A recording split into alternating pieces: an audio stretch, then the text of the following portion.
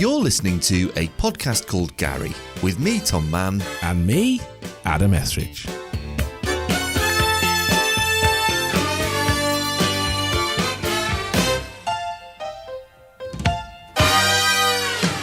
In this week's episode, we'll be asking the question, do 80s movies hold up? Are they as good as we remember, or are they best left in the 80s?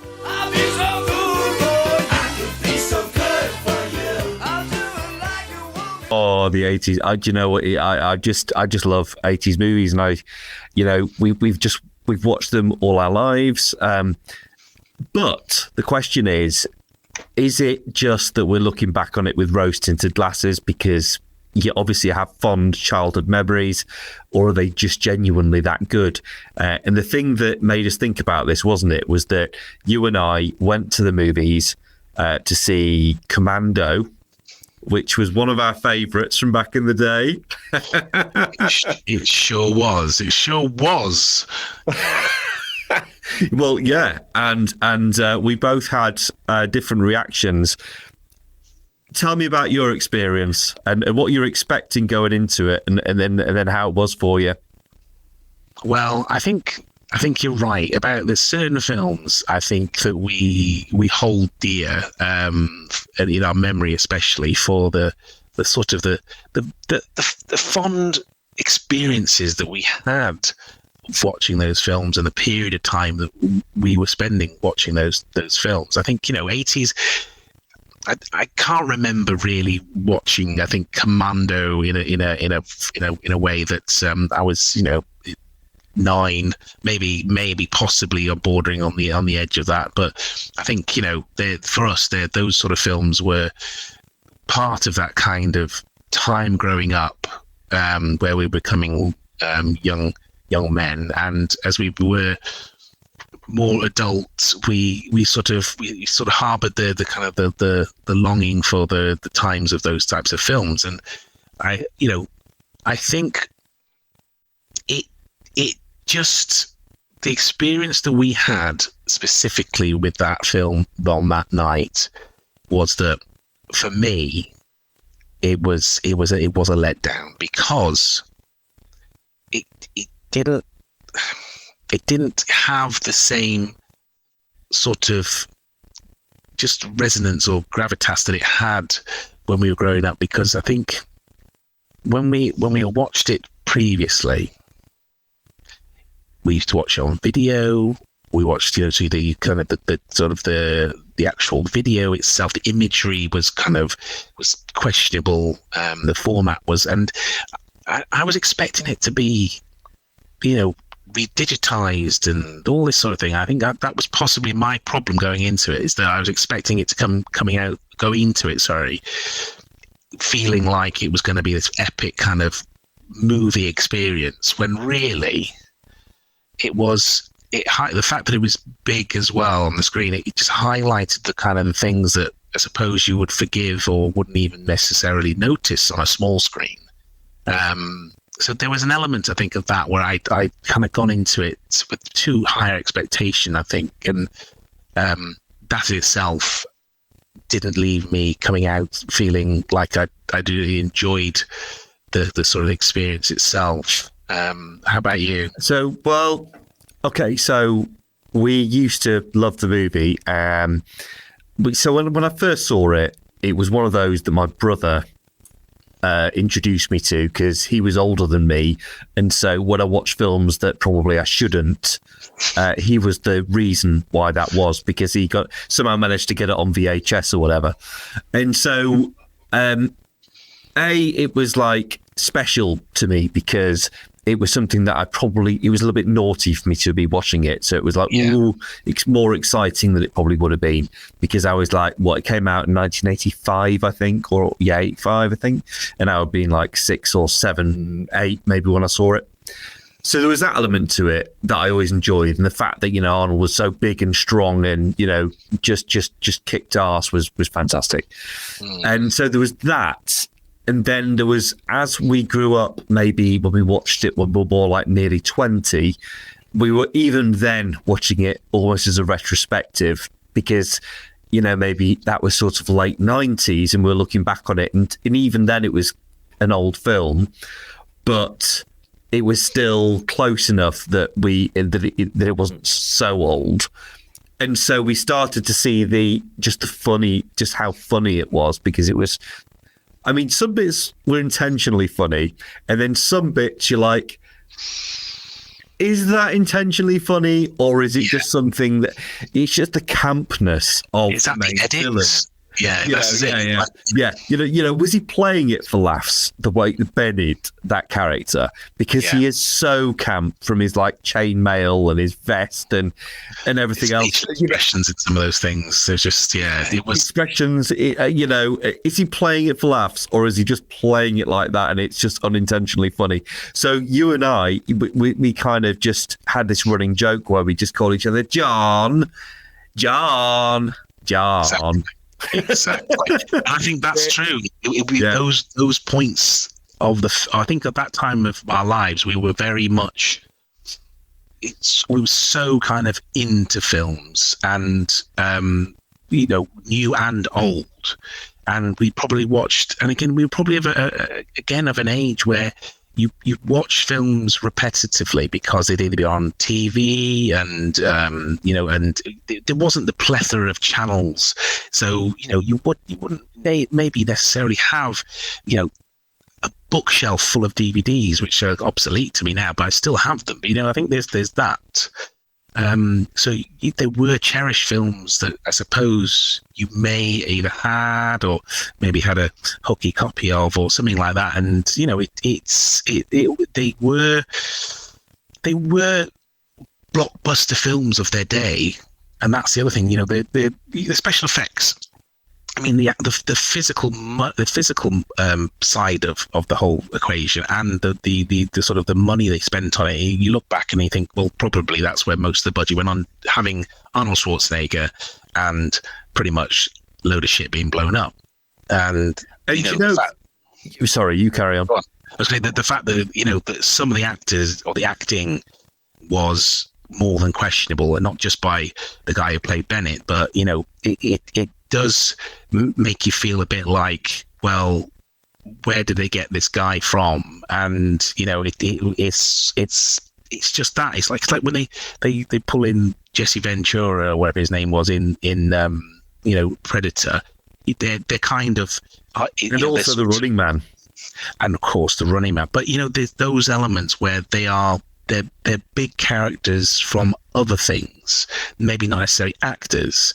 And I think that was possibly the sort of the used to have with a lot of action films, is that you got a lot of muscular men who were probably famous for being wrestlers or something like that, coming into these sort of roles as villains. Yes, you're right, because that was very of its time, wasn't it? Because Jesse Ventura, he was a wrestler. Hulk Hogan tried to have a movie career as well, didn't he? And the thing with first of all, is that you mentioned the stunts. Now, actually, I still think that the stunts are pretty impressive, when you look at it, because, the actual practical stunts, practical effects. The bit where he basically, they first kidnap his daughter, and then he gets into that car, and they basically disabled the motor or whatever. So it shoves it down the hill. He shoves it down the hill. That is, I still think that's incredibly well done. It's a really good action sequence. The way they've physically done it and then they've cut it is very good. And it I still find that good now. It kind of, this is exciting. Because the amount of footage that to get an actual decent amount of visual footage, not just have a camera all bobbing around, and you say that, and actually having the vehicle going in such a way that how many vehicles did they get through? Do they do it in one take? Do they have to destroy multiple vehicles to get this one scene? And this is it. It was the logistics of something. Definitely. I think it's quite seamless the way they did that, because like you say, is it several vehicles and they had to go I do think that was well done. But going back to the other thing of that, the muscular thing and everything, of course, the thing is, Arnold was he started the whole muscular movie star thing, and then Stallone kind of almost copied that. And So before that, movie stars, it just wasn't a thing where they were muscular. Of course, what Arnold was doing is he was playing to his strengths, and he was just kind of, owning the fact that basically, yes, I'm Mr. Muscleman. I've made this incredible career. I've conquered bodybuilding. I am the world, the best at that. But now I want to do movie star, so I happen to be muscular, so I'm going to make that work for me and make that part of being an action hero. Of course, before he became a movie star, people thought that was a ridiculous thing, and they used to make fun of the fact that he was trying to be a movie star. And it's like, get lost, because it just wasn't a thing. You had very diminutive people, like it was Al Pacino, and people that weren't muscular. And in fact, I think he used to say, I think you've seen the Arnold documentary, haven't you? So Clint Eastwood, for example, used to work out, but he used to not admit that he worked out, like it was a shady thing, like, oh, this is a bit effeminate to like I'm trying too hard by working out. So what I'm saying is he was the first muscle man to be on screen, and then it kind of followed, and then he laid the path for people later on, like The Rock and things like that. And so the other thing is that at the time it was very fresh, and he was just, it was just like, oh, this is different. And whereas now we're looking back on it is that's Arnold, and it feels dated because we're looking at it, with hindsight. But at the time, it was probably quite exciting because it hadn't seen anything like that before. And then, of course, we've gone on, and the action movie genre was at the very start. And so it's kind of unfair to compare it to things that happen later, because they're all standing on the shoulder of giants. Do you know what I mean? They're all kind of benefiting from the films that went before to get better and better in some respects. I mean, he does make that comment. I mean, I think the thing is as well that the action was so kind of, it previously was so kind of sort of half baked. I think if you like, in terms of the the stuntmen obviously were doing their thing, risking their lives, but I think the way that it was portrayed, I mean, to take the first scene of that, really, the whole kind of not the first scene, the first part of that kidnap section, where it went from this very, started off in this very kind of like him sort of, going through the woods, chopping wood down, that whole kind of like showing off that kind of that this body kind of thing, and it was all that, this is going to be like a a kind of film. Then it cuts to him like messing around with his kid, and then it goes all kind of demure and that sort of thing. But then when he actually kicks into the whole kind of him sort of trying to save his daughter and protect and get rid of it, it's shot very well. I mean, the actual, the way it looks still is quite good.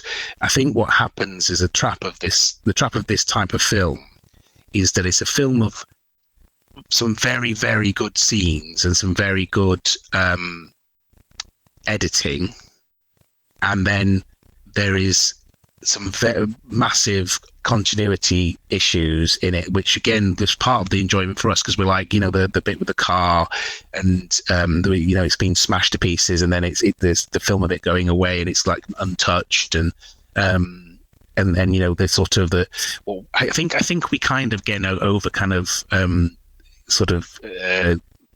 thought this bit, but the bit we kind of felt like there was a guy that kept getting killed. So like in the scene where he's going to the mansion and he tries to save his daughter, and we just had this sort of, we just thought there was like the same guy pretty much in sort of slightly different beard shapes being shot and killed, and just sort of like that's sort of how it felt like. It was sort of like so absurd that they had these sort of actors or extras kind of being just demolished in various ways and explosions, and it's like it's the same guy running at him with a machine gun, it's sort of that kind of, and that did sort of happen, I think, in those types of films, because the budget was, and the editing, the money wasn't there, wasn't in that part of it.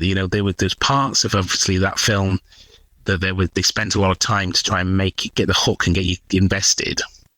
And then there's parts that you can clearly see they just, well, fuck it, that's done, and that's how I feel like that's where those sort of films show themselves up and the datedness of it, because it's just not the money in the films. I see what you're saying there. I see what you're saying, because there's almost like an inconsistency in the quality.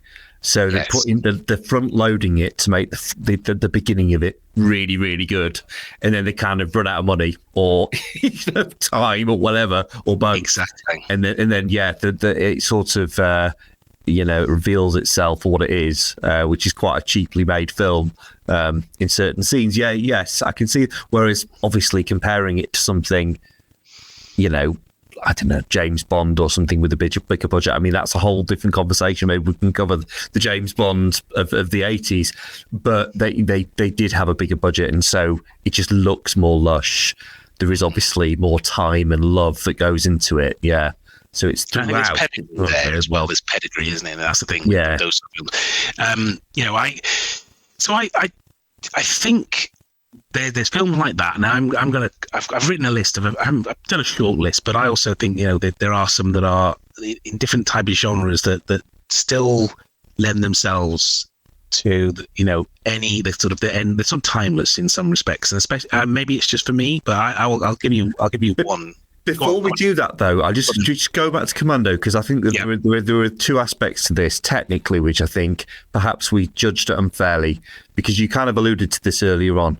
The first is that the sound was really poor. Now, even before the film started, we actually complained to the cinema to say sound, it's very basic. There's basically like the more trebly tones are missing here. Yeah. So we figured that either they'd set it up for the 80s movie that we were about to watch because of the technology that they used at the time to record the sound, or there was just genuinely a fault with the cinema. So one way or another, the sound was off, which doesn't help at all for a whole film. And then secondly, also, you sort of said it wasn't really digitally remastered or anything. It didn't look that great. And so I just wonder, had the sound been improved and had they maybe restored it and maybe enhanced it, whether that would have been a better experience, or do you think we judged it more harshly because of that, or not? I do think we judged it hard. I judged it harshly because of that. I think my sort of my level of what I kind of expect from a film now, I think that's it's superseded my sort of nostalgia, and I think that was the and I think there was elements of the sound as well that just as I said, the sort of the cinema experience it didn't feel like I was at the cinema in a way. I felt like I was just watching a bit like when you go to the sort of outdoor cinemas, and I basically just felt like I was sort of in a situation where I was just at a sort of a knockoff kind of it didn't have this whole kind of surround sound or Dolby Atmos or whatever we're used to nowadays. I think that you might have a little visitor. I'm surmising, possibly. Yeah, I'm trying a little bit here. But I do know what you mean. It was a bit more like you're around your mate's plate. Like I used to have a big screen at night. Watching it outside or something, and your mate's, he's got like a massive projector or something. He's got a massive projector, and they got a big like bassy like sound bar or whatever. But it nowadays we're just used to this really crystal clear clarity with the audio, where you've just got things happening all around you, and it just wasn't that, was it? And so we are judging it unfairly in a way, but I still think the sound, even the way it wasn't being fair to the way that it was original. I don't think that it was as bad as that when you would have seen it in 1985. I actually think it would have sounded better than that. You know what I mean? Regardless of anything like Dolby Atmos or whatever. Yeah, I think you're right. I think we just had a particularly non-plus sort of version of a sort of a big screen experience, and I think that was part of it. And I just think as well, on top of that, is that I think seeing it in the big screen as well allowed me to kind of see more of the sort of the things that I probably would have forgiven because I maybe wouldn't have seen it, or it was just too sort of small to really kind of, you know, to see it. And I think there's just, I just kind of tried, I just couldn't look past it for the nostalgia, as I said, had almost kind of worn off, I think, at that point.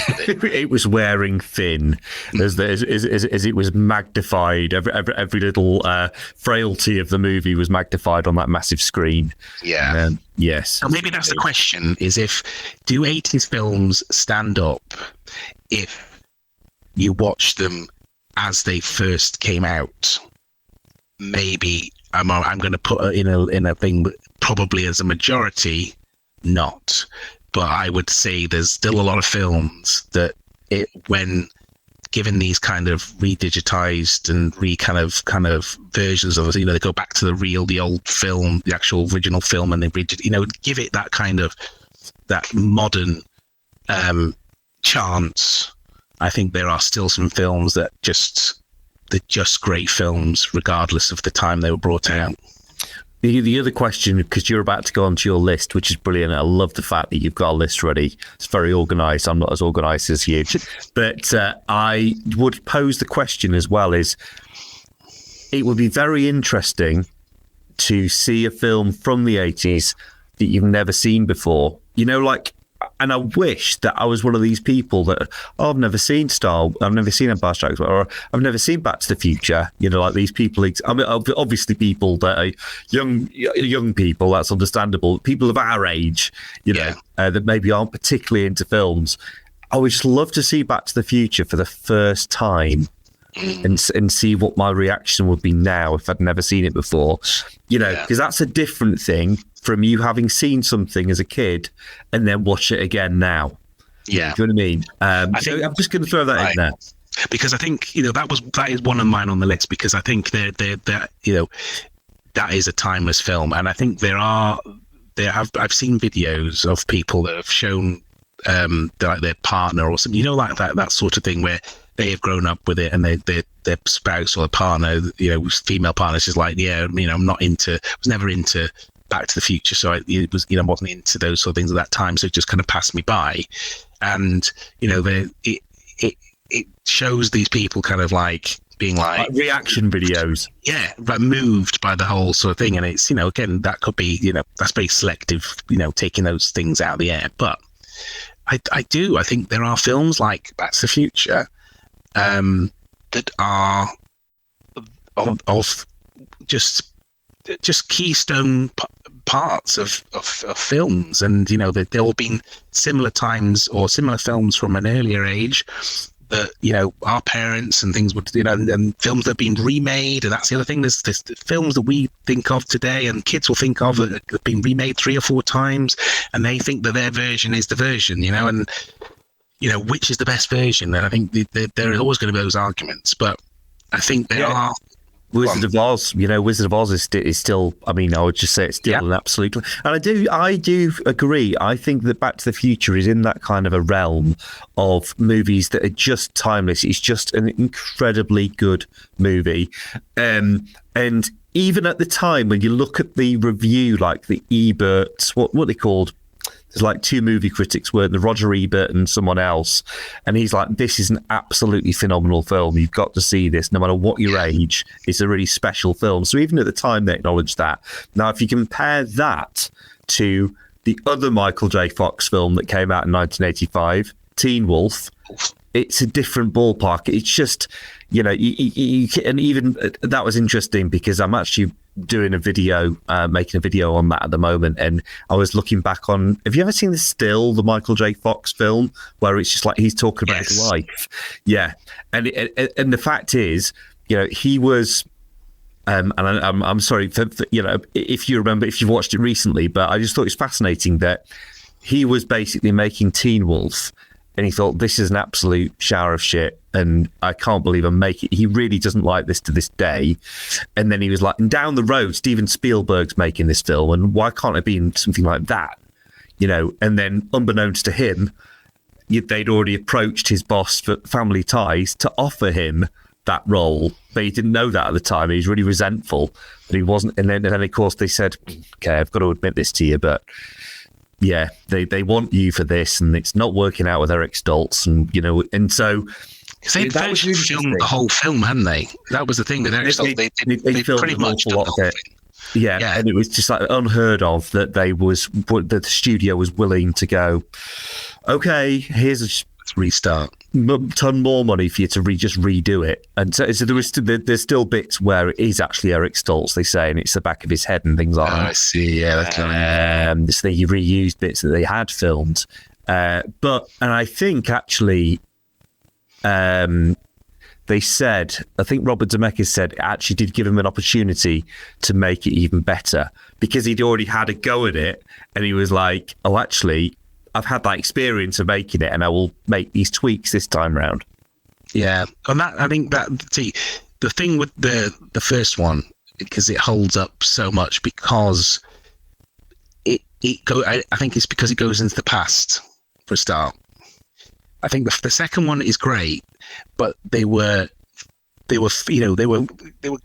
on sort of ground where if things didn't happen as they haven't, when you watch it again and it's like, 2005 or whatever, it's those sort of things where it's 2015 and those things hadn't happened, and so you kind of there are things like that where it's sort of, it dates itself by not being kind of forward thinking enough in a way, because they not forward thinking, too forward thinking in like having flying cars. But I mean, we do have flying cars. Yeah. And we do have like holograms. I mean, from the things that you experienced recently. I mean, they do exist. I think one of the things that was from the second one was the mobile phones. I think that was kind of one of those elements that they actually sort of they predicted would happen and did come true.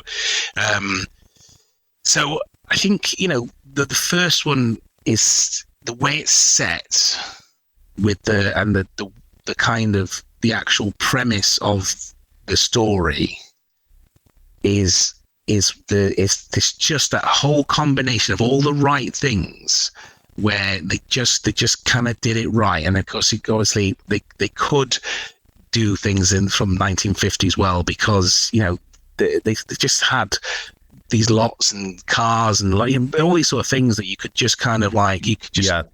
And it was also kind of probably when Robert Zemeckis was growing, so they were very familiar territory, maybe more the 60s, but it was still kind of in their memory, and so they could really go to town on it. It would be like if we were to make something about the 80s or the 90s, we could do it really well. Exactly. And so I think you've hit the nail on the head in that it had everything, but the reason why it was so good was because it had the driving story in the first place. And the score. But it was a bit like there was all these things that just kept adding on top of it. That's it. The brilliant score, you had brilliant special effects, great script, great performers, but then at the heart of it is that question it's like, if you could go back and see what your parents are really like, what would you think of them? And that's really what it's all about. It's asking those quite deep questions. That drives the story in a way, which means that anything else on top is it's brilliant, because it's driven by this underlying theme and question so well. Whereas the second and the third one are still good and enjoyable, but it's not quite as rich. Yeah, I think the thing is as well, they did shoot the second and third one back to back, but I mean, I suppose they're not 80s films. I mean, that's the other thing to remember, is that they are part of a linear or legacy, really, I suppose, that was set by the first one. Was it 10? How many years was it? I think it was quite a while, wasn't it, between the first and second? I want to say it was like, it felt forever for us because we were so young, but the first one was 85, released 85 anyway. The second one, I think, was 89. And then maybe the third one was 1990, something like that. Yeah. So I think that was the sort of the thing that it required this story to carry on. I mean, obviously they set it up for that, but that was the whole. But I think that there was a part of that story that just left you kind of feeling so wanting, because, as you say, all these elements they just found just the right part of all the things that just fitted so well together. And again, that could be just us looking at something that was epically a massive movie of its time, but at the same time, I really do think that as a film is a pure example of all these sort of the correct elements coming together as one to make a great film. Yeah, exactly right. It's just got every element, every department, the art department, special effects, music, they all just absolutely nail it. Everybody's on form, and it's a really well told story. So they set the structure up in the right, because it's a good story, but then they absolutely nail it. And I think it's interesting because, again, you know, Bob Zemeckis had a lot of failures up to that point, so it was kind of Spielberg just believed in him, and he kept giving him chances, kind of thing. And then, of course, you know, he went on to do Forrest Gump. Did he also? No, he definitely did Forrest Gump, and he did a few other really good films, which escapes me now. But he's become a brilliant director. Yeah, I think that's the other point, is that you've got something like that that also it gives you nostalgia. It gives you, you know, elements of like futures and with time travel, and it's not just a sci-fi film. It's a love film. It's a it's a good against evil. It's all the elements, and it's all the kind of the pull and the draw and the, you know, it was just a really, really all round, and it still looks nice now. I mean, like, it's been redigitized, but it does. It looks very good and it sounds very good. It's and that's why that, you know, actually something like Commando, it's just not, you know, that's what we started with. It's just not in the same league. But if they wanted to, they could have probably if they treated it with as much reverence and love, they could have probably made it a lot, you know, like had a Blu-ray version and made it sound and look a lot better than the version we saw. But no, it's just phenomenal. So I think Back to the Future, we can definitely say safely is as good as we remember it. And another film that I've just seen, just been Googling Robert Zemeckis, is Romancing the Stone. That was another one he did in the 80s, which is, again, I saw recently, was very good. I think it still holds up. Yeah, I think it holds up, but I think it also does show it's of its time, because, you know, there is I think some of the sort of the film, well, see, some of the language and some of the things in it, it's what we said before about when we look at films now, we have films. I'm not saying it's the wrong thing, but we do seem to just we seem to sort of shift the kind of the way that what we consider to be adult now. And I think there's, you know, some of the language and stuff like that's sort of maybe it's sort of offensive in terms of it's not just swear words. It's kind of how they would, you know, call people things, or, you know, I think there is elements of that you kind of look back and you think, okay, so I can kind of understand, you know, why those films today aren't like that, but at the same time I still enjoy those films, because I think in some ways it's like, it's not right to sort of make people, you know, or call people certain things, and, you know, like and just make them sort of use old language because that was kind of how it was. But at the same time, I still feel that there's times where those films were multi-leveled, and that's why there was certain language in there, because it's like what we said about kids going to a film with their parents. It wasn't just a kid. That's what I think it is now. Kids films are kids films. The amount of films I go to, and I'm just like, you know, this is probably 2 hours of me having a sleep here. there's very few kids films now that are multi-level or hit the kind of, or there to hit the different age groups. And we always had those things in films, especially in the 80s, where your dad would laugh at something, or your mum would be like, "Ooh," and he'd be like, "What are you laughing at?" Or "What's your?" And it's because you don't get it because you're a kid, or you're not of parent, or this is it. It's those, but they're in there, and when you watch them back, you think, "Oh, it's a bit racy," or a bit kind of, look, I didn't realize it had that swear word in it. So I think that there's that, and so when you look at some of these films, when you watch them back, when their truest forms, because again, there's lots of TV edits. We've talked about that before as well. The amount of different edits we've probably seen over the time with TV versions, things like that. I mean, I showed my kids Liar Liar the other week, and we watched the TV version, and the editing was awful because it was like they didn't. The scene. Sorry to digress a bit, but there's the scene where he goes into the lift, and he sees the girl with the big boobs, and he's like, "Oh, because you got the big." See, they cut that bit where he says you got big jugs, but then left in the bit where he's going like all goofy and going like, I want to squeeze him, and it's like, it's stupid. And back in there in our day, he would have gone into the lift, she'd have said the line, and they would have cut all of that. And it would have been him holding his eye, walking out to the lift. And us kids would have been like, "What's that all about?" And dads would have known exactly what that was. Or parents would have known exactly what he has said. Because it's implied. But and it's edited well in that respect. So, I mean, some of the editing on TV ones we watch were also, like, saying certain words over top of words to kind of, turn them from being F words into other F words. But yeah, that went out of fashion, didn't it? Yeah, we used to have terrible mother funny and things like that. Yes. But in some respects, there were. I think some of the films that were. I think those were the ones that were, again, not necessarily well budgeted. So if they want to put them on TV, because they probably did have to pay a lot for them, they just get some bloke in the sound department of the BBC or whatever, just to go like, in his cheapest American accent and dub over the top of it. Whereas, because they don't want to spend time cutting bits out of a film, because again, it takes time.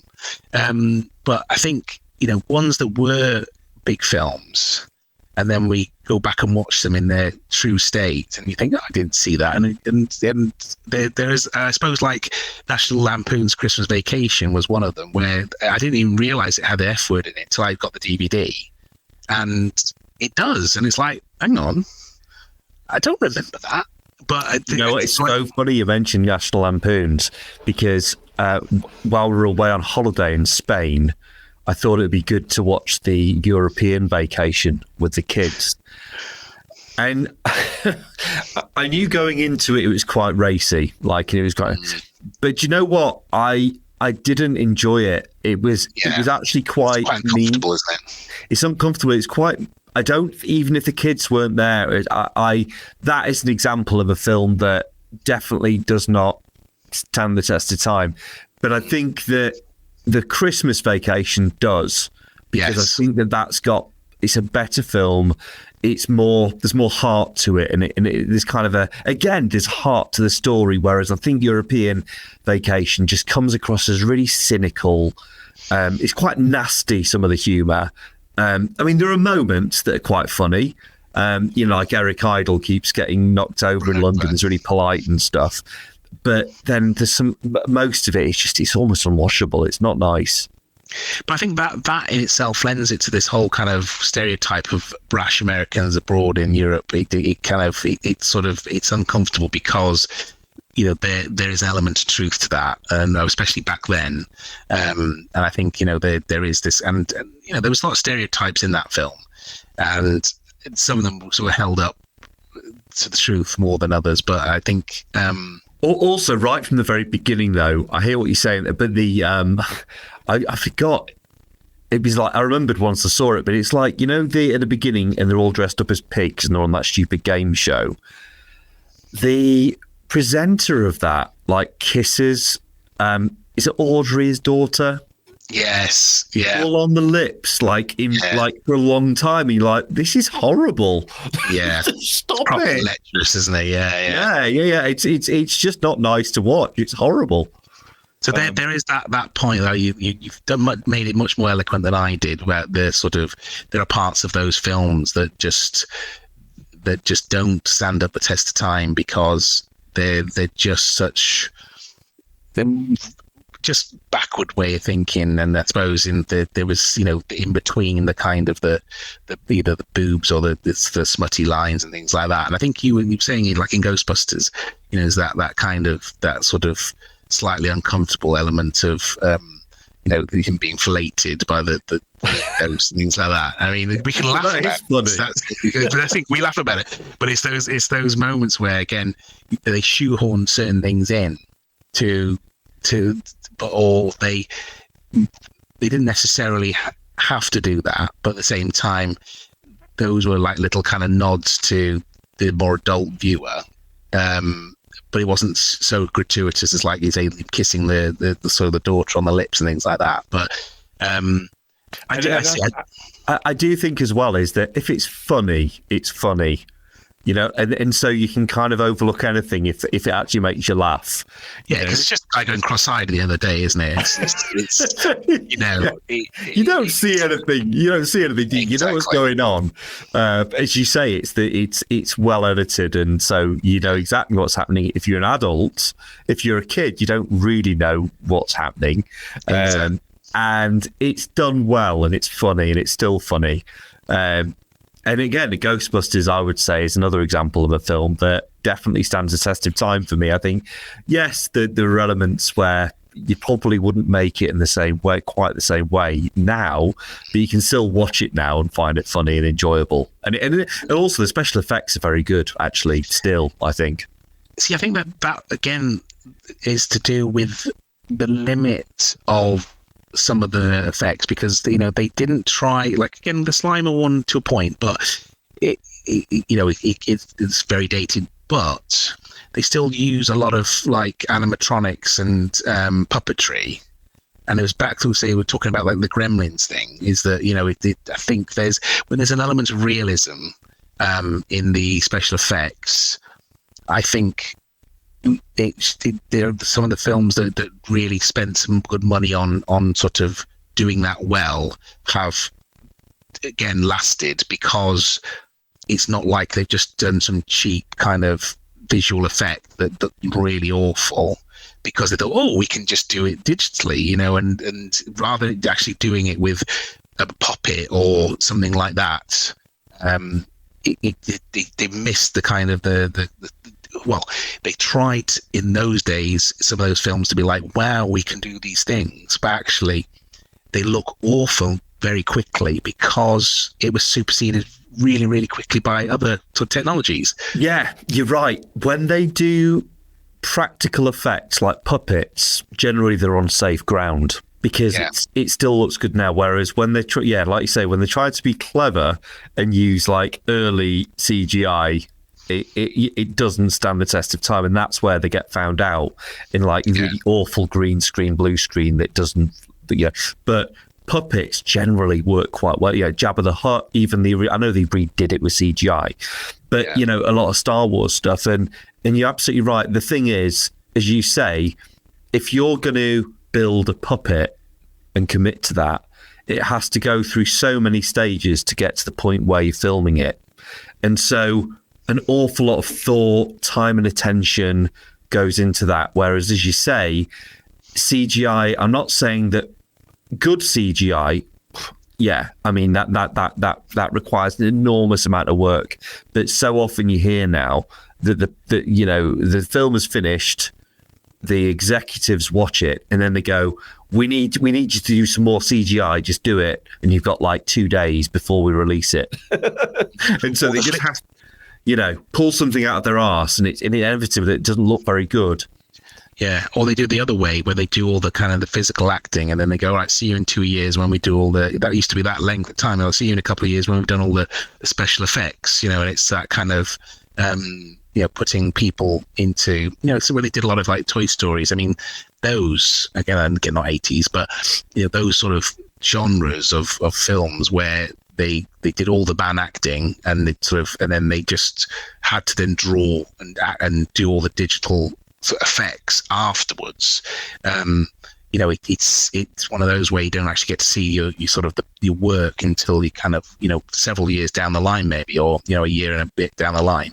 Whereas I think going back to the sort of the effects, the uses of effects, again, like Star Wars, you got your kind of Empire Strikes Back, where again, that's the kind of like, again, your pinnacle kind of using the mix of puppetry and physical things to make it look fancy, but actually it's not necessarily that clever. It's clever in the fact that it makes it look more impressive than it probably really is in reality, when you've got this sort of like little things and models and things. And the things you don't even realise are not real is incredible. What do we call it, where they kind of they paint stuff basically in the scenery. And I think I saw recently, like when you kind of get this overview of all the stormtroopers, and there's just millions of them and whatnot, and then that's just painted, and I'm like, wow, I mean, it makes sense, because you're never going to get like how we going to do the costumes and everything for that many people. It'd be just incredibly expensive, but it just still looks good, and the artistry, they literally hand painted all that stuff. It's incredible. Yeah. Yeah, and that's it. So, I mean, that was one of my other ones, was sort of Empire, and I think I think the thing is as well, I suppose, I'm going to go back to a different genre now. I think something like Big holds up, because again, I was going to say Big. Yeah, we saw that at the cinema together. Do you remember? Yeah, it came out. Yeah. One of those films that again, there's a couple of things that people have raised about, like an 8-year-old boy when he's touching a woman's breasts. I mean, okay, apart from that one scene, which is questionable, but at the same time, as an 8-year-old boy, or maybe a bit older, that kind of element of thinking, oh, if I was a man, and and those sort of things, there is that kind of.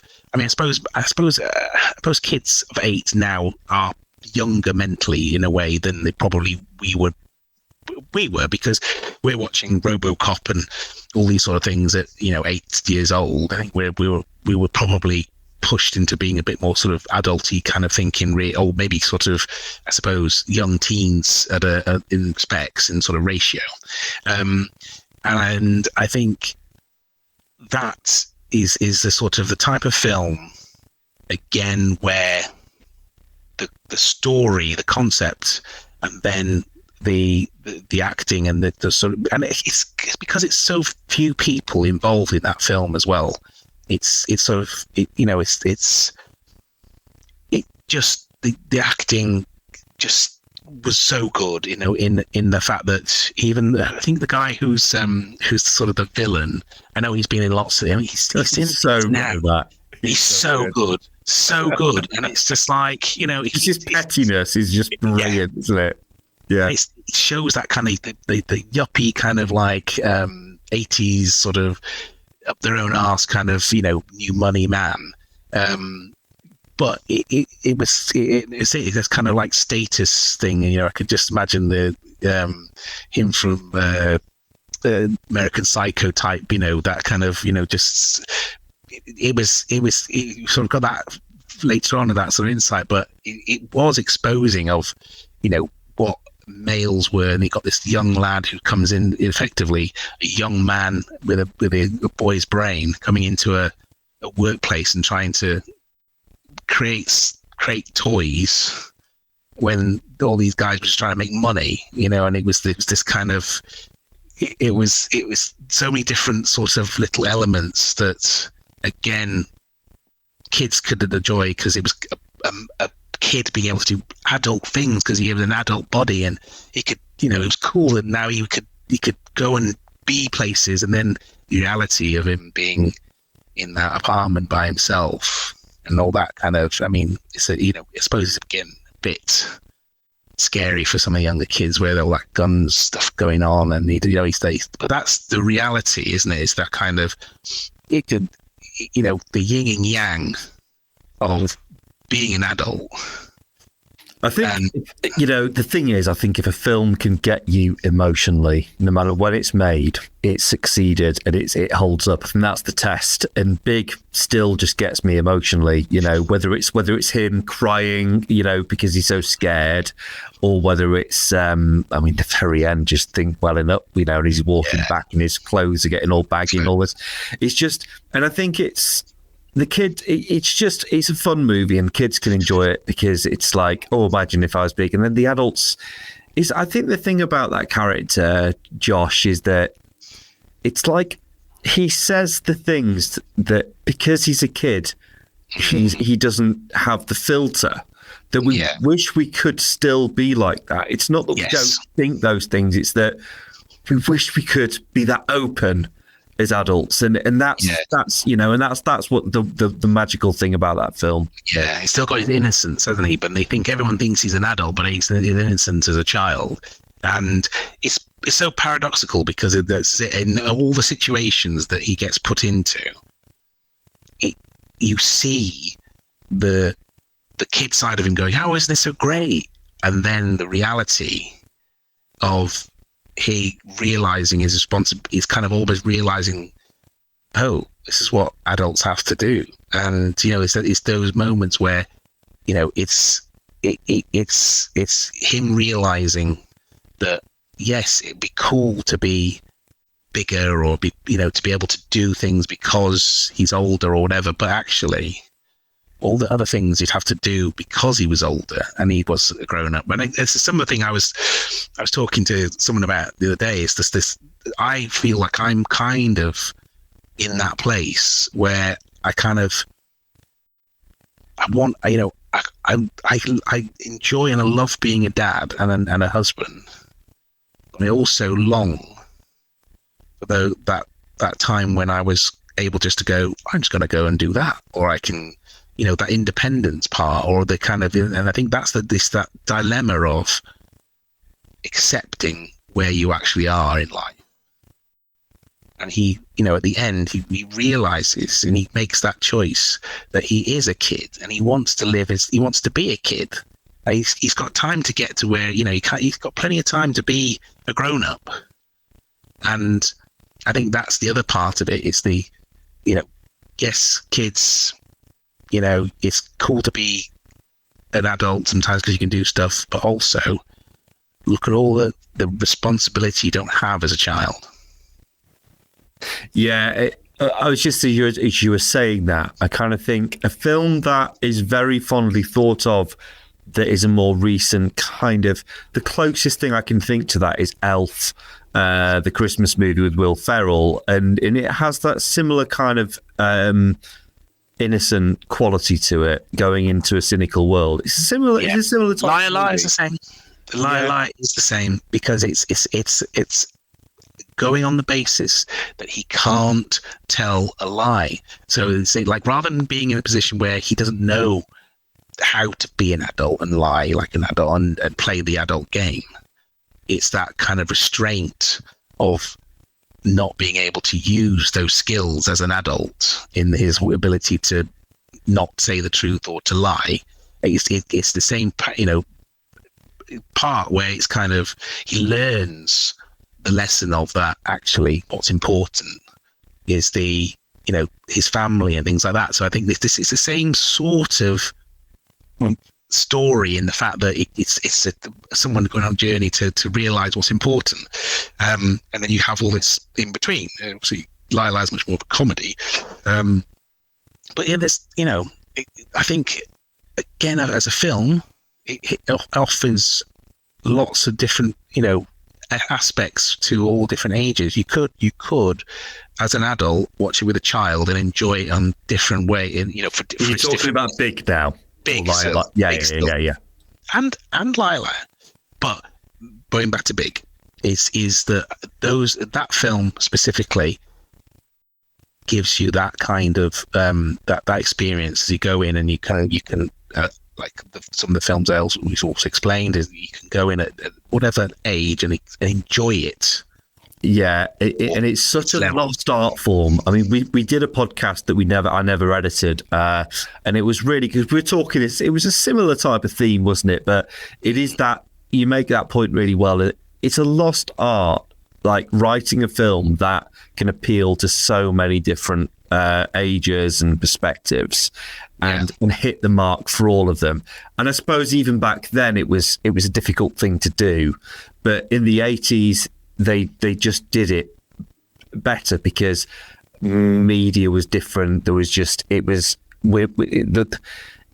like there was less of it. There was, as we said in that other podcast, you just didn't have people on their devices, with a movie playing and the parents on the phone and the kids on an iPad, and there was more attention paid to films then, and we went to movies and stuff. But whereas subsequently in the 90s and so, you started to get whole channels dedicated to kids, and everything starts to be almost more specialized and targeted. And then you get, I suppose, beyond the 80s, I think it's certainly into the 90s and the early 2000s, Pixar probably got as close, with things like Toy Story, to appealing to lots of different types of, audiences. But I don't think that was sustained. I don't think the later Pixar is quite as good at doing that. Personally. I think, your insight, because you do get ones that, and the other thing I was reminded about by the other podcast is that I think we commented on that because of budget constraints and because of special effects constraints, the stories used to be stronger, but there were elements of a lot of setup. So I've said it before about the Ghostbusters, apart from that first bit with the library, there's a lot of dialogue before you get any action. There's a lot of setup, and for some kids, they would switch off now. They'd be like, this is boring, and I could kind of understand what they mean, but actually, when you're developing the characters and you're getting to learn like Venkman's this kind of, the way he's torturing that boy in the tests he's doing and all that sort of thing, and he's, trying to flirt with the female, student and all this sort of thing. You're trying to make you want to like or dislike, or you're trying to develop the characters with the audience, and so that when it comes to this whole kind of like, oh right, they've actually got to pull together and save the world, you get that kind of element of Venkman's going to be the joke and he's going to pull something out of the bag, or and Egon's going to kind of find some way of detecting something, and you're invested in the characters, and then the effects kind of went on top. And again, a lot of the sort of the thrillers in the sort of the 80s and 90s, did well because of the way that the story had to be gripped by the story. Otherwise, it was kind of boring. I mean, so they couldn't really do a lot with the sort of, it had to be well acted to actually do well. And nowadays, if you say it's very niche or it's very kind of over the top with something, so it's either like really like massively CG'd or affected in some way, so you kind of go to watch it for that reason. Whereas then it seemed very much like it had to be, if it did well, it had to be good to watch. It had to be good to kind of to the story had to be good. The music was very important, and if you got those things right, like we've commented on some of these other films, you did get a blockbuster. And I think it was because there was just a bit less choice than there is now in terms of, we have content now, don't we? And Netflix is just constantly pumping out content, and it's lost some of its value. But in the 80s, as you say, it was it was making audiences work a little bit harder. So it was kind of bringing everybody to the same level. So it's the kids. It's like, right, kids, you're going to enjoy this, but you're going to have to just lengthen your attention span a little bit if you're going to get the enjoyment out of this film.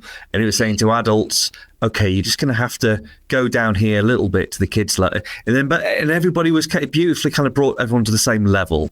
And so I think that was a bit of an art. And yeah, as you say, there was more exposition.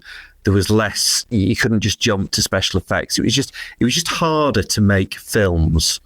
Yes. I'm not saying it's not hard now. There's I've never made a film, but it's just the technology makes certain aspects of it easier. You can shoot more. And I was watching a very interesting thing about a filmmaker, documentary filmmaker, forget the chap's name, but fairly, accomplished.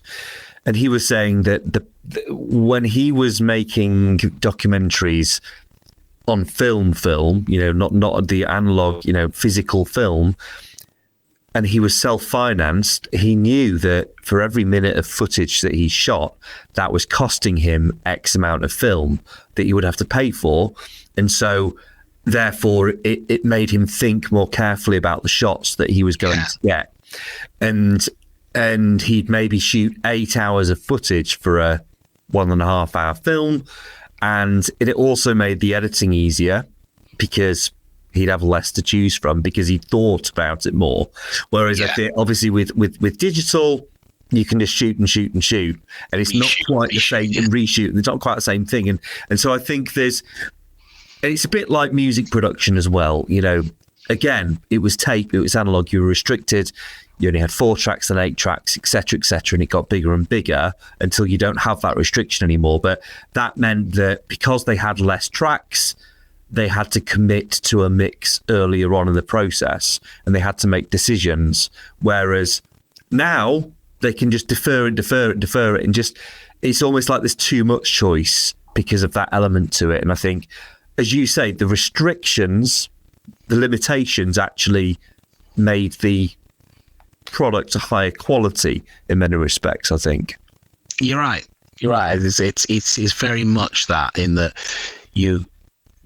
the process was a lot less throwaway. It was this, there was a lot of stuff they probably still, I would be quite interested to see if they are either able to resurface the full tapes or the full reels of something like Commando and gave it to someone to re-edit, what kind of product they'd actually come out with. Because if it was that, as you say, given that kind of the ability to go, well, we could just CG that bit, or we could just kind of so and so that bit, and just make that look a bit nicer and things like that. I think that there is. I don't want them to. I'm not saying I want them to go back and remake films, but there is an element of having the ability to just have abundance of either digital evidence or or the ability to kind of tweak and just completely fabricate things. And that's the other thing is this, it's like you could just go, right, well, there's a guy there and he's got a bubble costume on and he becomes a Hulk, and this is it. So I think there is times and things for certain things. And I think the 80s stories, as I keep going back to the 80s stories, where they were strong, have loaned themselves to leniency. Yeah, and I think the thing about 80s movies as well is that they were almost starting with a clean slate for a lot of these films. It's like they conceived the whole idea for a movie, they wrote it, they shot it, it got released, and it was like it came from nowhere. Whereas now it's all about IP, isn't it? And it's all about intellectual property, and studios tend to go for something that is a surefire bet that they know people have what kind of watched it or digested it before. Yeah. It's either a comic book or it's a book, Harry Potter or whatever. Just that's the first one that springs to mind, or Lord of the Rings, or it's like, let's just get a bankable idea that's kind of been done before, possibly not in film but in something else, or maybe it has been done in film. Let's remake it. Let's make the umpteenth Spider-Man. And so, whereas there was just, for some reason or another, and I don't quite understand why it is, because it was always expensive to make a film, but it was just that they seemed to be more willing to take a gamble and go, that director writer seems to have a really interesting idea. Let's go with that. Let's make that happen. And there seemed to be an element of trust, whereas it's like, they go with something that's already existed already, and then also there seems to be much more of a hierarchy. It's like the director is more of a gun for hire more than they are a creative visionary. Do you know what I mean? Yeah. It's a very different kind of approach. It is. It's like, you could say gunfire, you got James Gunn, and there's all these sort of, you've got these. I mean, I suppose they did have those. I mean, they had Spielbergs and your Lucases, and they of their kind of genres. They became massive sort of whales of their art and their industry, sort of thing. Absolutely, but they did so with generally their idea. I mean, it's just Jaws was a book before it was a So I know that I'm generalizing here, but Raiders of the Lost Ark, that was kind of George Lucas's idea. Star Wars, that was his idea. Was Guardians of the Galaxy, did James Gunn come up with that completely? I think that was a comic already, wasn't it?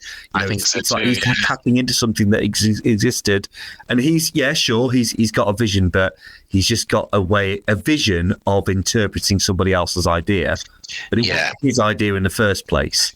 I think the trap you've got with comic books that convert into any other media is that comics themselves are always evolving, because they're all perspective of the artist themselves, and they always got that element of what sort of artistic license that they are allowed to have when they're writing a story. So you got these kind of canon, all these different things where the now directors for these films can go, well, I'm actually going to dip into a bit of that one and a bit of that one, and you get, in some ways, you get people who go, oh, well, that's not how I envisaged it. And I think that we've talked about that before, because you might have an Iron Man film, and you look, if you had no kind of preconceived elements of what Iron Man was, you could go, well, that's Iron Man. But actually, you've got people who are comic book fans that go, well, that didn't happen in so and so, and that, because for them, that's their reality of that character. Yeah, do you know what? I think that's what I find a bit tedious about. That's why I do struggle a little, because you're more into the Marvel. You've always been into the comics more than myself, but it's a bit like, because I'm coming to them. The movie is the introduction to that.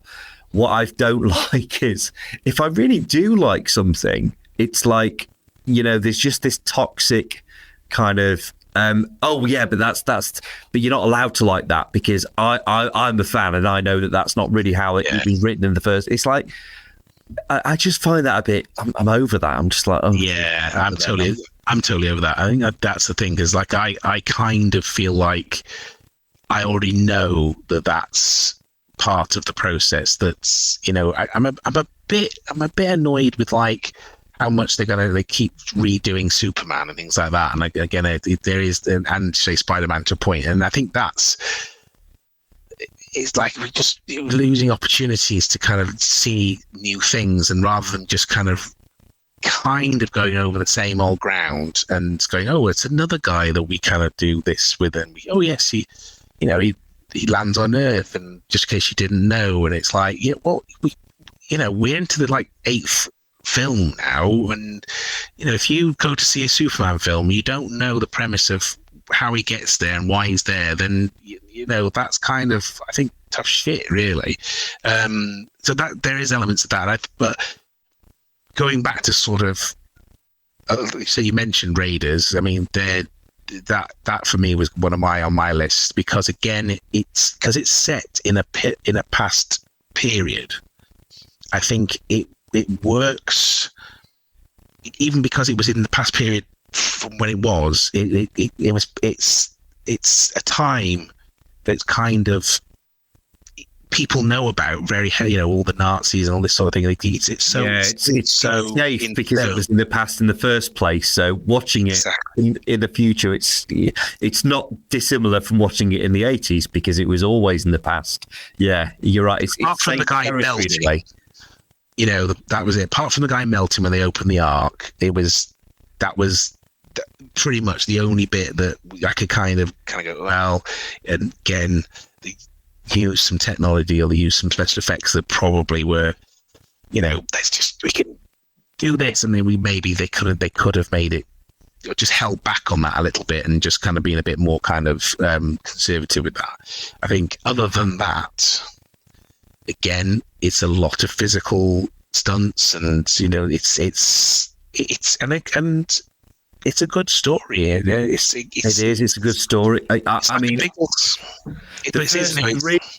the first three Indiana Jones films, I think, are all in the 80s. I think the Last Crusade was 89.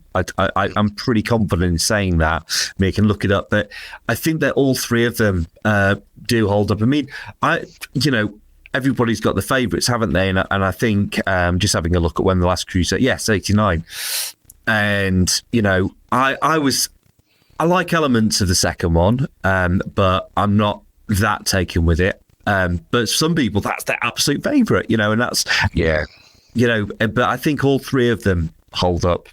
I think that they're very solid. Yeah, they hold. I see. This is the other thing. They hold up to people of an adult age watching them. I don't know whether they still hold up as a kids film, because again, I think it's not necessarily a kids film. My kids find them a bit boring, actually. Yeah, and they're a bit gruesome. They're a bit, there are elements of it there that I think, levels again of people watching them. And I think maybe there are times where we were just expected to kind of just get on with that and don't question it. Just it's a bit of violence or something, just ignore that, or it's a bit of kind of well, that's just how it is. Just you don't understand it. Tough. Just forget about it. Whereas I think kids now are much more inquisitive about that sort of thing. When they see something and that's out of place to their kind of the normal thing, so a bit of violence or something sometimes is so much more just stuck out. I mean, I think proper real, kind of like when it looks real, because like we showed the kids the ET and it scared them shitless because it looked to them more real than films do now, because they know that they look at something that's not physically able to be real because they know it's a film, but they can't get past the fact that there was a guy in a suit to make it look more real, because they didn't have the effects to make an alien look real. So it was by special effects sort of thing, by digital effects. So for them that's like, that could happen because it looked really real, sort of thing. When actually it's ridiculously not real, but it still holds up in that way that it goes back to that homage of effects and story. Yeah, it is. Again, it's another one that I think we can say, that holds up, because I think even though your kids were scared by it, I think the fact that they were scared by it means that the movie was successful because it made them feel a certain emotion. Yeah. Whereas if they just kind of switched off and got bored, I think arguably it didn't hold up. But and actually, I think it's meant to make you scared to begin with before you really get to know ET, isn't it? It's like it has that menacing music, and it's like, you're like, ooh, what's going on here? It's very spooky, isn't it? And a few jump scares actually in E.T. So Yeah. it's kind of meant to be scary to begin with. So yeah. It's like a Stranger Things type. It's that that element of it's spooky. And again, Goonies is a similar sort of thing. Goonies is it's spooky. It's got a good score again. And it's meant to be a little bit like heart in your mouth moments, but at the same time, it is a good sort of it's a friend's film. It's a film about growing up and rites of passage. That's that type of film. And so I'm not sure if my daughter's seen it, but my son, who's 14 now, he's enjoyed that movie since he was quite a few years. So again, I think that still works because there's a lot of physical comedy in the Goonies, isn't there? That just is still funny now. Just a lot of, that was during Corey Feldman's kind of golden period where he just did. He did. To be in the Goonies, Gremlins, Lost Boys. He really did have comic time in that guy. He was really funny. And I think you say there's if you look at that film as well, look how many actors are still acting from that film. There was just a snapshot in history of young actors who are now very much kind of like part of other historical kind of films and things like that we kind of now look back and go, oh my god, I didn't realize he was in Goonies, and you look at it, it's like 5 or 6 guys in that film people that are now still actors or have been big actors in films not that long ago. They might not have been in lots and lots of films, but they are still they're probably like Lord of the Rings for the main guy, and the guy who's the big brother, he seems to be hot shit for the last 10 years, isn't he? Yeah, Josh Brolin, that guy. He just seems to be in everything at the moment. So there are people that are in it that are kind of, but then they've had like the Italians in it. And like the mother, she was quite a big actress of her time, and the two guys her sons were again in a lot of. They weren't necessarily main actors, but they were in a lot of films. The person that I never put 2 and 2 together? There was this, like sometimes as an actor, and you're like, it's like for example Harrison Ford. I remember my mate's mum. TJ, our friend TJ, his mum just didn't compute that Harrison Ford was both Han Solo and Indiana Jones sort of thing. It's like for years I didn't realise that, the geeky girl in the Goonies. Yes. She's also the one in Parenthood who's Keanu Reeves' girlfriend. I never realised that until fairly recently, really. One where they find a vibrator in a room.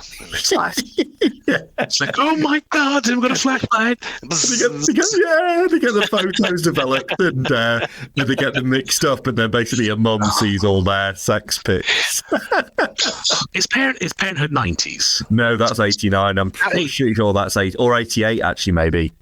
See, I think that's kind of one of those out of the side that I think that probably could still again stand test of time, because again it's just about the story that it's just it's not a big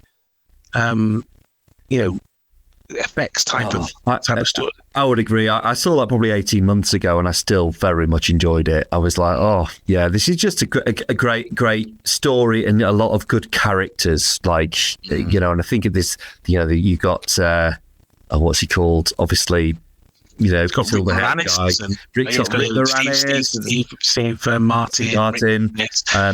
Steve Martin's brother is the gambling guy that gets chucked out of the car and stuff like that. It's just it's quite rich in it's quite a deep film, and there's a lot of it's like I always remember this, and you definitely wouldn't get away with saying this now, but you get strung out. But Steve Martin's character, when his wife gets pregnant again, and he's going through a rough time at work, and he's like, "What's it? women have choices and men have responsibilities, you know, and you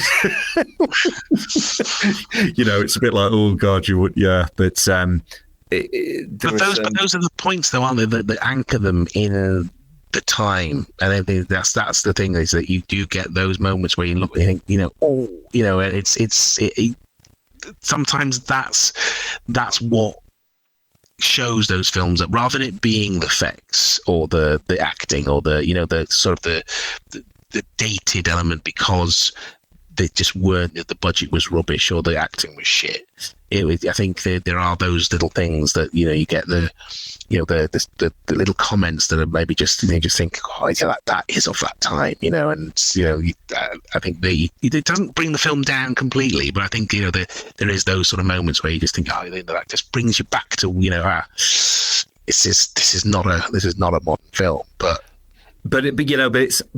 you know, having said that, there are probably people that watch that resonates with. Nonetheless, I'm not saying that attitude is right or whatever, but I still think that the characters are very three-dimensional, because you're able to put yourself in their shoes and the way that they're looking at the world, and they're well written. I think even the kids are really well written. Well, it's like the scene where he's got like this. You look back at it, he's got like a neurodiverse child, and, you know, he's the whole kind of, you know, that was kind of one of the first films that I'd seen where you'd have kids that were kind of sort of promoted about being different, and, you know, the whole kind of like losing his retainer and like completely wigging out because he's lost his, and then the dad having to look through all the food and all that sort of thing, and, you know, what a dad would go through to sort of try and help either not have to deal with that situation, but at the same time having what he'd go through for his children.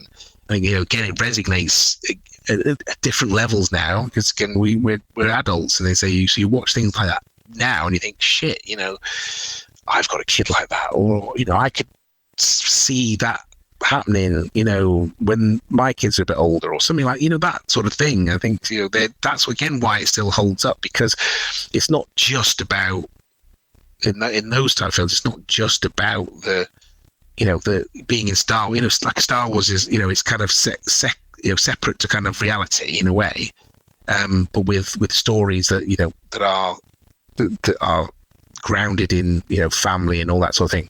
But something like that, Parenthood, it's something that obviously when they've written it or when they've kind of scripted it, it comes from a lot of people's perspective, because, you know, it's all those people, those characters coming together and making that family, and all having their kind of their shit or their good and all the bits that, you know, they kind of bring to it. Yeah, I'd be interested to find out more about who wrote that, because I'm not sure who did write it, but it's a bit like, it's so real. It's almost like, did you just literally lift that from your own life?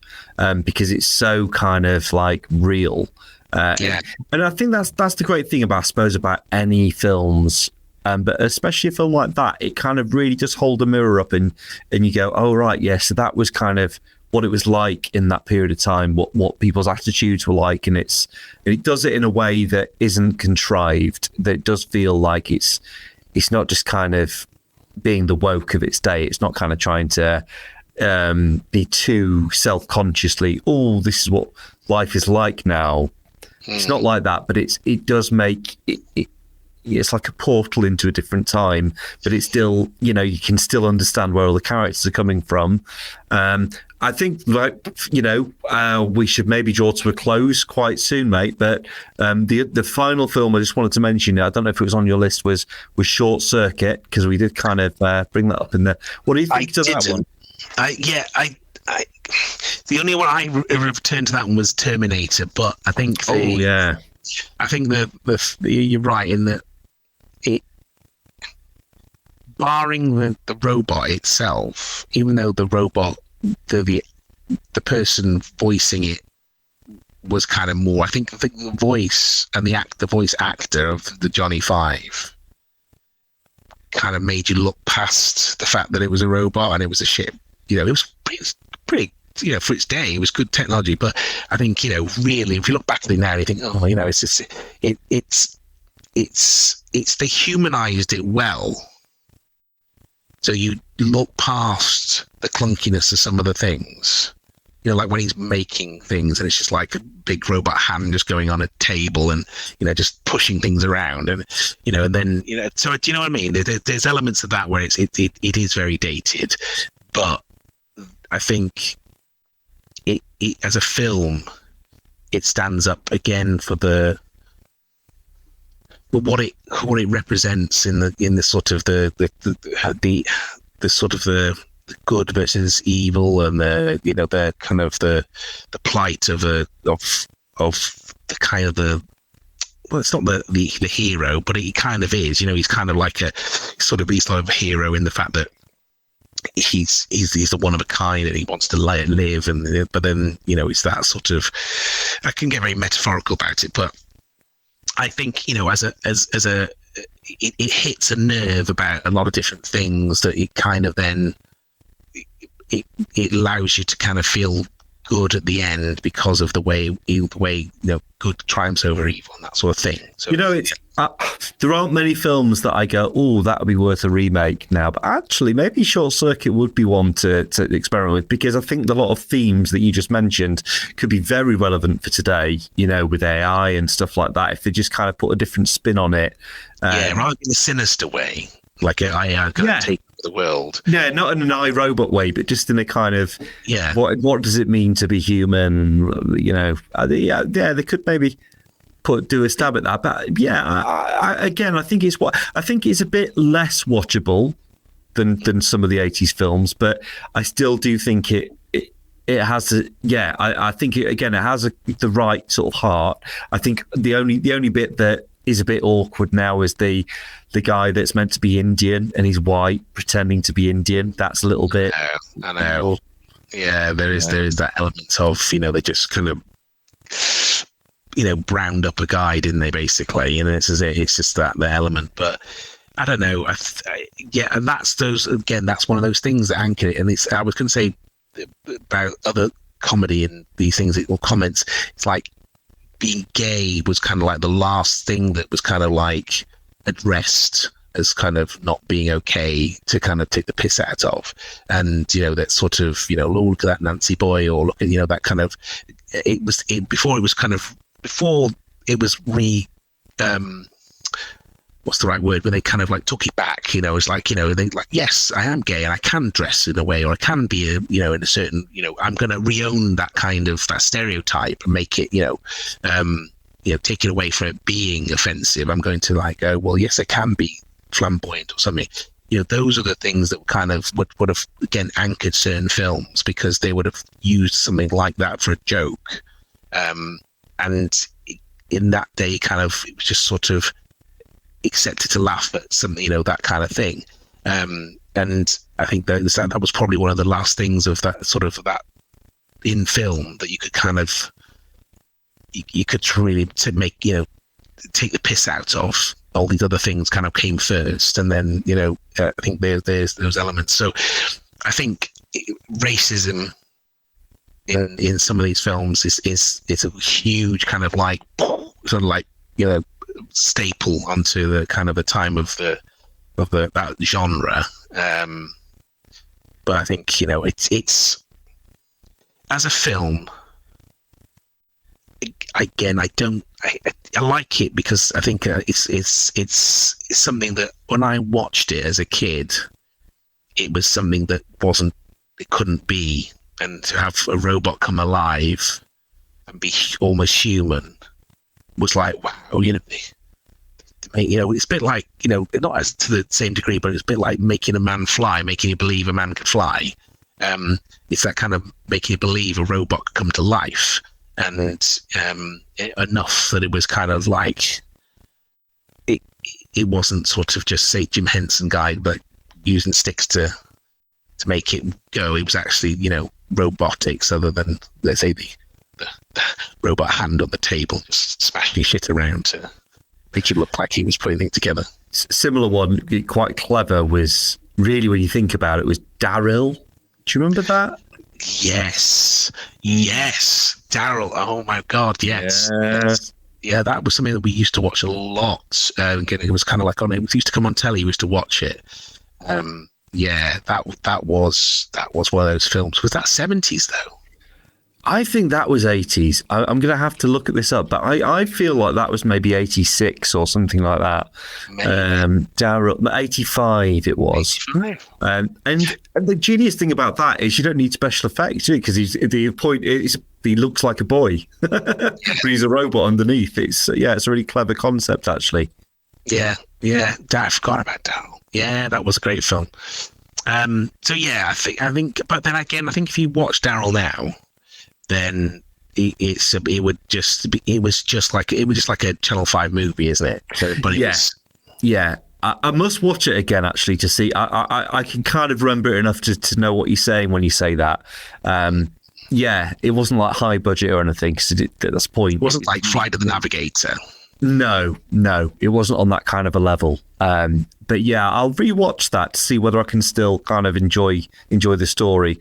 I've got a feeling that I will. And I think on that note, mate, we should bid adieu to each other, because very doubtful that anyone's listening or watching this, but I've enjoyed chatting to you, mate. And if someone is, and they've persevered for an hour and 32 minutes, then kudos to you guys. Well done you. And on that note, bye now. Take care, mate.